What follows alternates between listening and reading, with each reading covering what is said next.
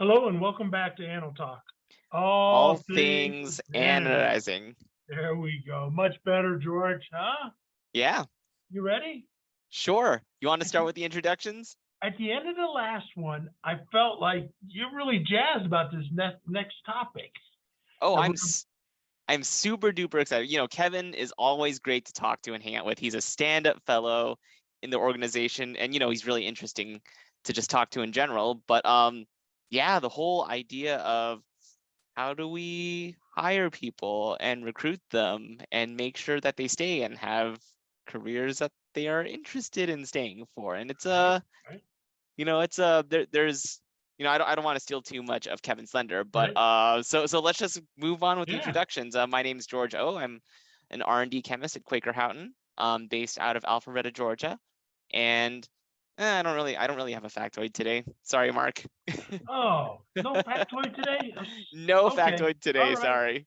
Well, it Take was it a away, tough Mark. weekend, right? You had a good It, weekend? it was very busy, but it was nice. Okay, good, good. I'm Mark Spencer. I'm our sales manager up here at Acron Anodizing in lovely Plymouth, Minnesota. And if you're just carrying over from the last podcast, it hasn't started snowing here. That's not supposed to be until tomorrow, but then we're going to get 20 inches. And by the time it gets over to our guests, there'll probably be 40 inches. And that's what they'll get in Wausau because they get everything we get in double. So, anyway, so welcome back. Our guest today is Kevin Janis. He is a business development manager at Reliant Aluminum Products. Hello, Kevin. Good to be here again. Well, it's our pleasure to have you, and let's chat about careers in aluminum finishing. So, why don't you share with us some thoughts that you have regarding this topic? Well, we're a mature industry, and in that regard, people don't see us as being exciting compared to some other industries that they could go into because they're, Hmm. the we're not on the cutting edge of breakthrough technologies in comparison to, to other things, the tech Hmm. industry or anything like that. But we're a really neat industry that we have some incredible scientific challenges, a lot of knowledge bases in anodizing. We have an artistic component, so it's not simply we're going to produce 0.7 mils of thickness and that's it. No, we have a appearance issue. So there's an, for lack of a better way of putting it, there's an artistic element to what we do. And then there's the challenge of interacting with people and making this all come together. So it's something that's easy to kind of brush to the side and think it's all been done. It's just, I'm just going to plug my time in. But, I didn't know anything about anodizing before I got into the industry. And so it took me all by surprise. And I've really, really enjoyed my, what is this, 24, 25 years now of anodizing.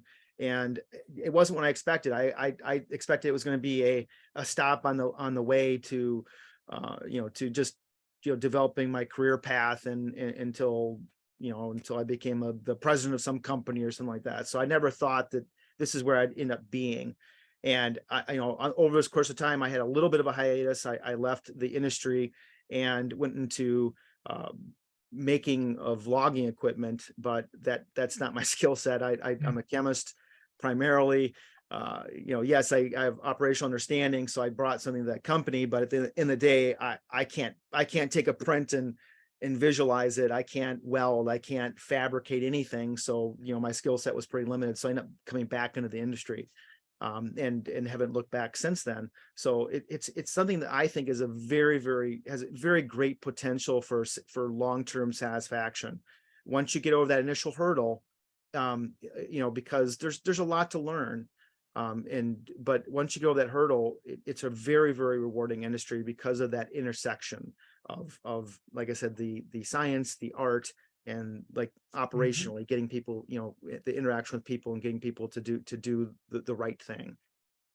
So I mean the question becomes though, we've got, a very interesting industry and, a great process and all sorts of different aspects to it. But when it comes right down to it, most of the people that you're trying to hire are people who are just going to do the day-to-day, like, operating the cranes, making sure that products are meeting specs and all the sort of like quote unquote boring stuff, right? Like, I guess the first question is, what do we do about like the problem we have in front of us right now? Like, is there an easy solution?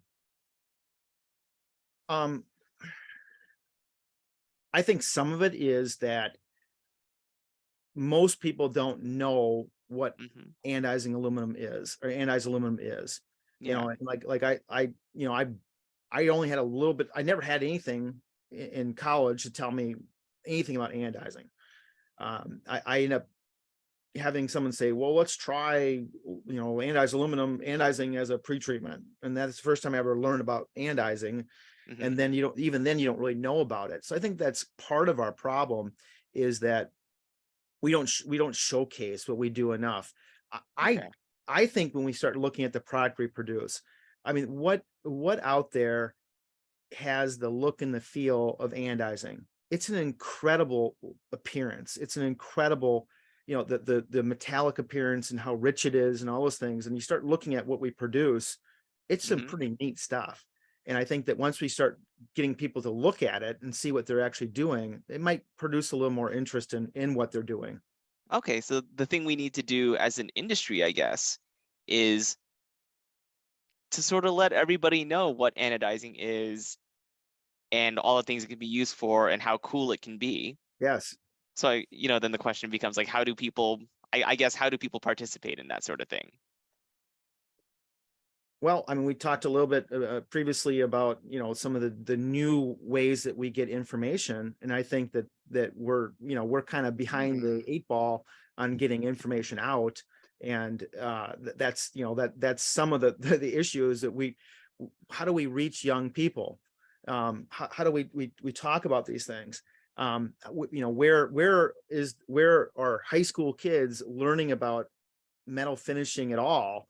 And about, this is the thing, is we're not we haven't laid the foundation. So of course we're not going to benefit by getting people in when we're already behind. So like, Okay. you know what I'm talking about?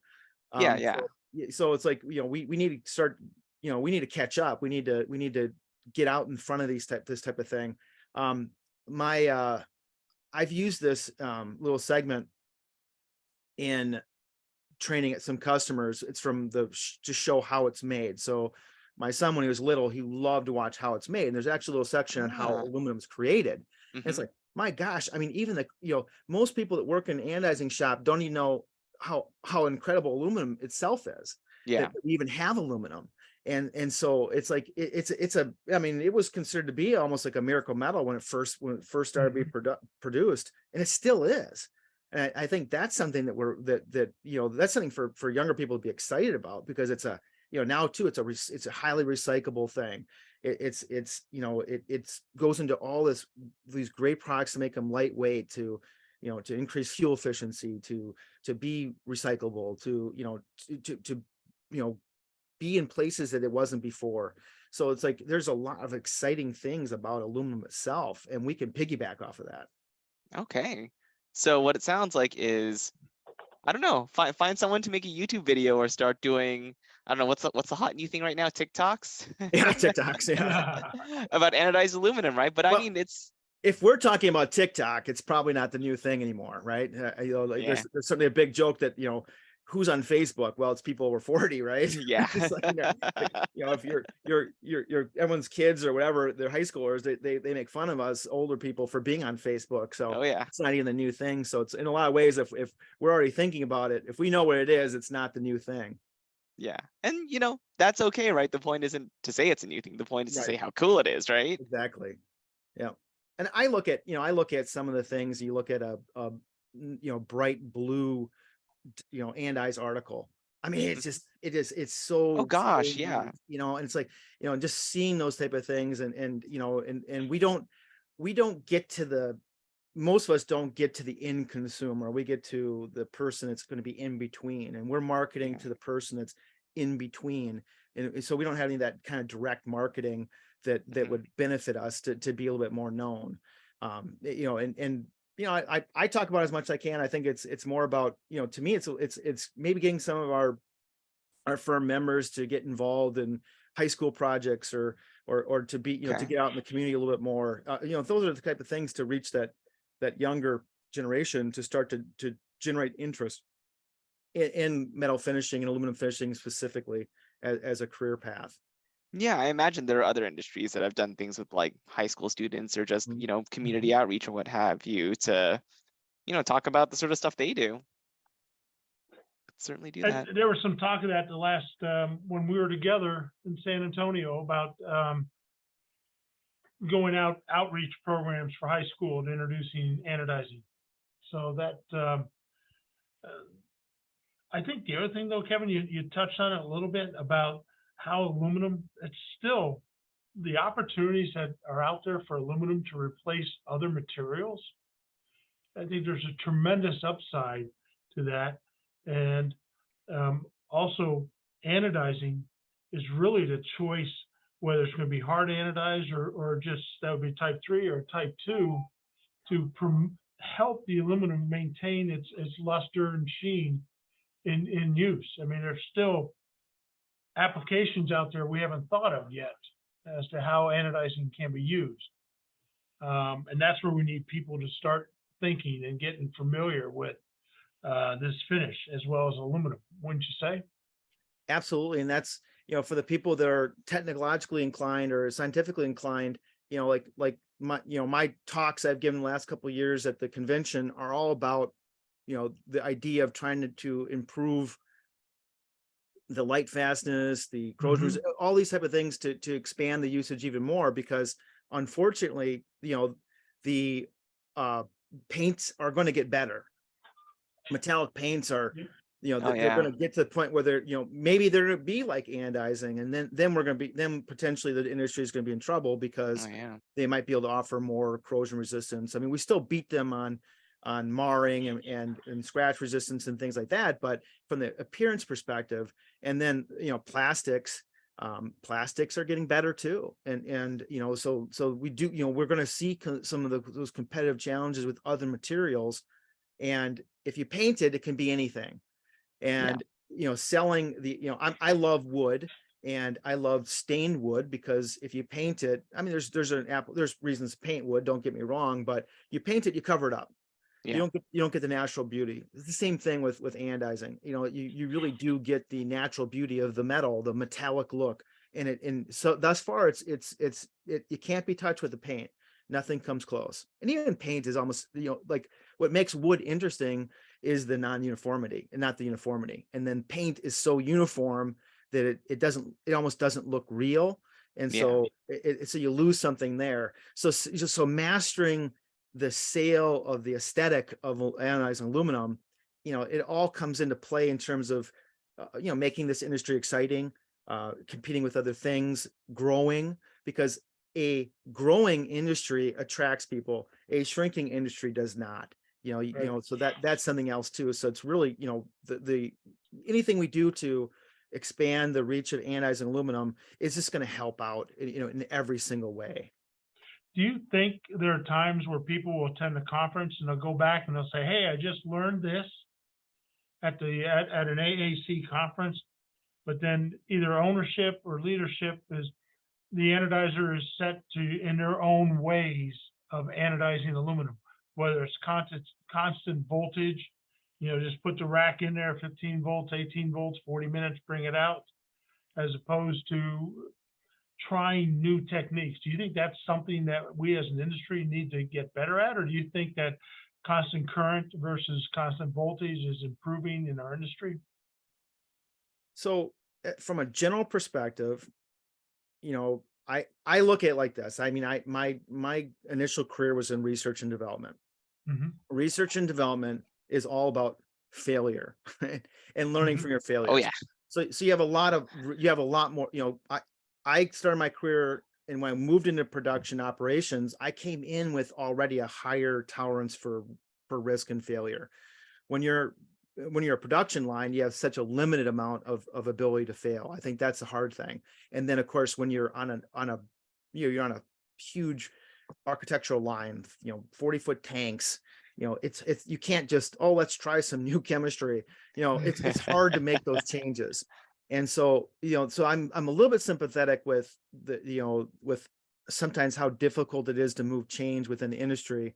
But I think you hit on the head. That's probably one of the things is that we've been doing this. You hear this a lot. This is the way we've always done it. And it's like, and then my own experience was you might try something and it doesn't work out. Well, how many things that the first time we do it well, that we did it the way we even thought we wanted to do it. And so what happens is you do something, it doesn't work, and then you immediately go to, oh, that doesn't work, and we go right back to where we were before. And it's like you really do need to reproduce and do it a couple times, make sure. And and I think that's what we lack, is that whenever we try things, and the second it doesn't work, we just revert to where we were before. Right. I would agree with that. Job shop anodizing has to be one of the toughest industries out there, because people will send you aluminum and sometimes they don't know. And sometimes, oh yes, it's 6063, but you don't know whether it's secondary or prime billet, or what the ingredients are actually of that. And so that's where the artistry that you talked about earlier comes into play. How can you tweak your process to give you the best looking part that comes off the line? That's also the excitement, though. I almost every new person that comes into this industry, I tell them, it's like, okay, you had this plan today that you were going to do this, but guess what? Sometimes, that something happens and it's exactly these things, and you have these parts that didn't turn out. What's wrong with them? And you have to fix it. And you have to really, really stretch, your brain to come up with the solution, figure out what happened, make the customer happy, those type of things. And that's okay. Yeah, we want to be successful in those things.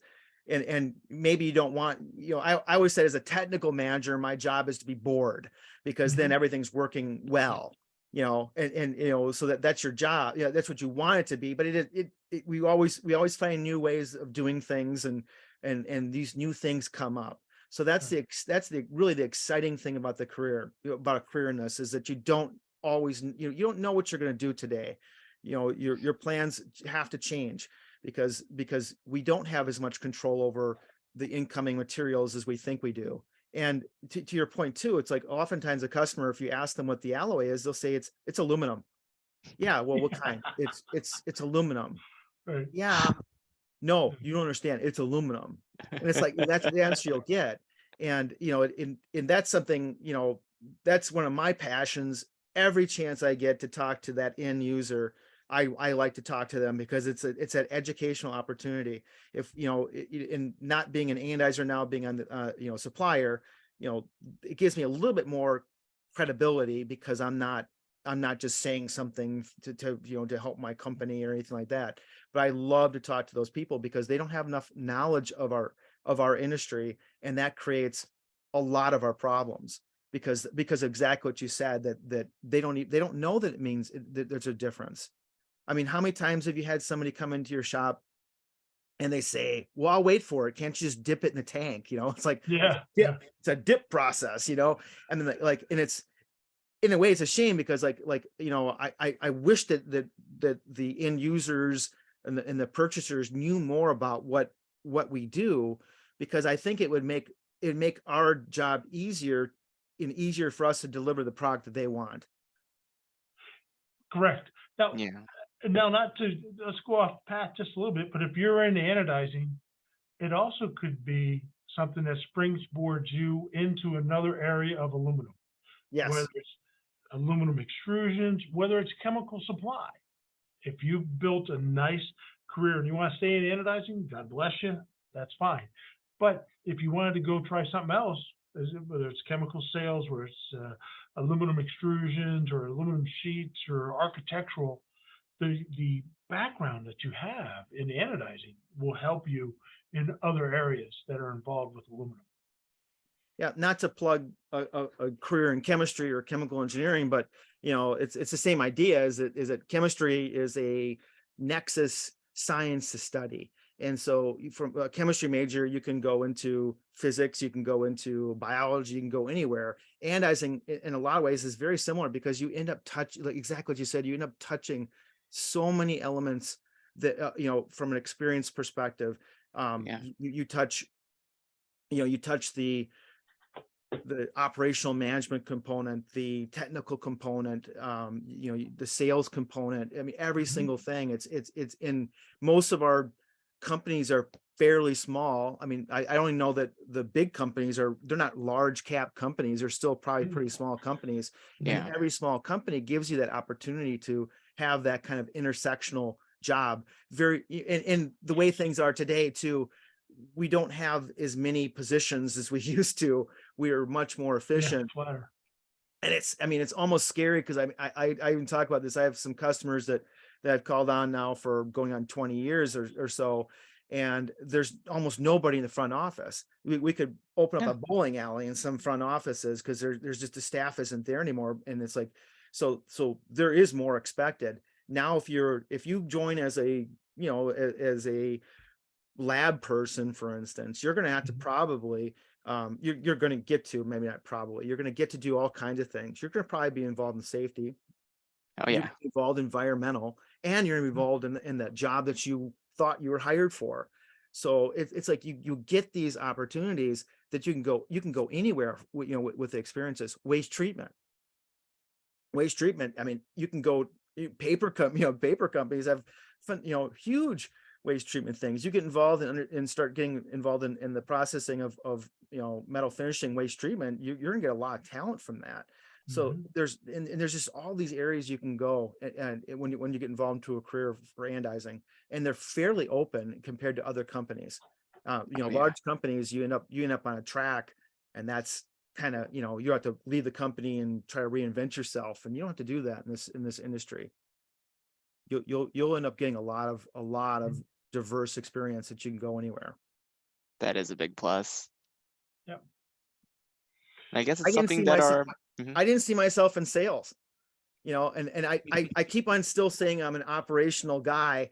And then I always make the joke that the operational guys chuckle because, no, you're a sales guy, Kevin, but I didn't, my path in sales, I thought was going to be a short period of time just to get more, management experience, and then move on to maybe finance or something like that. So I didn't see, a career in sales and marketing at all. Cause I'm a chemist, Yeah, no, I feel you there. Yeah. So it's like, I didn't expect that. But it's been a good ride. It's been a great ride. It's been a good ride. Absolutely. The one, your philosophy, you're a philosophy major as well, right? Correct. So Marcus Aurelius, I don't know if you would, Epictetus, if you would consider the Stoic philosophers back then, but what's out of our control, we face that in anodizing a lot. That you can't let it bug you. You gotta just stay focused and control what you can. And that's so one, I've contemplated, after how many years now, I've contemplated, why does it take so long to kind of figure out anodizing? And, in a lot of ways it is because it's a production setting, and we don't have the luxury of taking a whole bunch of time to slowly analyze a problem. We have, like when a line is not producing good parts, you don't try one thing. You have to try 6 things because yes, you want to get the understanding eventually, but you want parts to come out good because you don't want to spend you can't spend the time to do that. Every production line's the same way. So one of I worked on a project for a refinery, and they didn't measure it in hours of downtime. It was millions of dollars. This thing is not running. That's $1 million loss. And this is another million. And like the clock is ticking and you're seeing millions of dollars lost. So yeah, you didn't get to take the stuff back into your lab and play with it and do all these things, and so it's like every production line has this problem. And so it takes time to get to see the patterns. And George, you see this too. It's like you've been in this long enough, and somebody will call and they have a problem, and you kind of can. The reason why we can kind of talk through it is because we've had this happen enough that we start to see the patterns. Mm-hmm. The big problem that we have is that the person that calls you or me is not, sometimes they're not out there seeing the problem. They're just relaying it. And I always defend every single expert in this industry because sometimes like, well, so-and-so doesn't know anything because they told me this and it was wrong. And I always tell them that, you tell me what you think is significant. I hear what I think is significant. And and we go from there. So it's like we end up missing a lot of things. And I have a great industry story that I think it's okay to share, but I was at a customer and it was a new startup and they weren't running, they were running a simple etch with like a gluconate, like pre-blended caustic. Okay. And so when you start up an etch tank, it's pretty aggressive and it boils and bubbles pretty good, but it's got a decent amount of free sodium hydroxide. And so they said, well, why is this? It's like foaming. It's like it's bubbling up. I'm like, well, what's in it? And they say, well, it's just basically it's sodium hydroxide and gluconate. I'm like, well, there's nothing in there. It should make it foam excessively. And so I said, well, I just think he's got to build up. You got to build up some aluminum and slow the reaction down. And so this goes on for a while. I'm like, well, it's still boiling a lot. I'm like, well, it's still pretty active. I said, so, maybe you want to buy some aluminum trioxide or sodium aluminate or something like that to build it up instead of throwing in aluminum. You can do that too and just let it eat away, but that's going to cost you a little money. Yeah. And so they did, and they built it up and it's still foaming. Huh. So I just, like I love just whenever someone has a problem, I just love just hang out in the line and just watch stuff. Because like that, your set of eyes isn't accustomed to seeing what you're seeing. So you might see something different. Yeah. So then I'm sitting there and a guy comes up, puts a bucket down, pops the lid off and starts scooping in some stuff and throwing the tank. I go, what's that? Foam blanket. I'm like, well, gosh. that's why it's foaming. Like, hey, problem solved. But it's the same thing. Like nobody really thought about it because it's like, because there wasn't that connection. But yeah, you put bubble bath in your caustic, you're gonna make bubbles. Foam. Oh gosh. And so like and those are fun things to finally solve because they're easy. Yeah. But it's like there can be some complex things. Like I had a customer that was running cold seal and they weren't getting the right answers for the fluoride, and I had to spend like a half a day, and I finally traced it back to their strength, their buffer, their total ionic strength buffer was bad. Okay. And I was like, that was like, I mean, that was really, that's annoying. That's annoying. It's like, it's the first time I ever had that happen. So it's not the first thing you go to, but now it's like, well, maybe that's, yeah. And so that like getting that body of experience, that's fun though, is getting that body of experience. But it takes time. And it's like, and that's, getting that hook too, I think is the big thing is like, I always make a joke with newer people too. It's that we can get them for 2 years. They almost never leave the industry.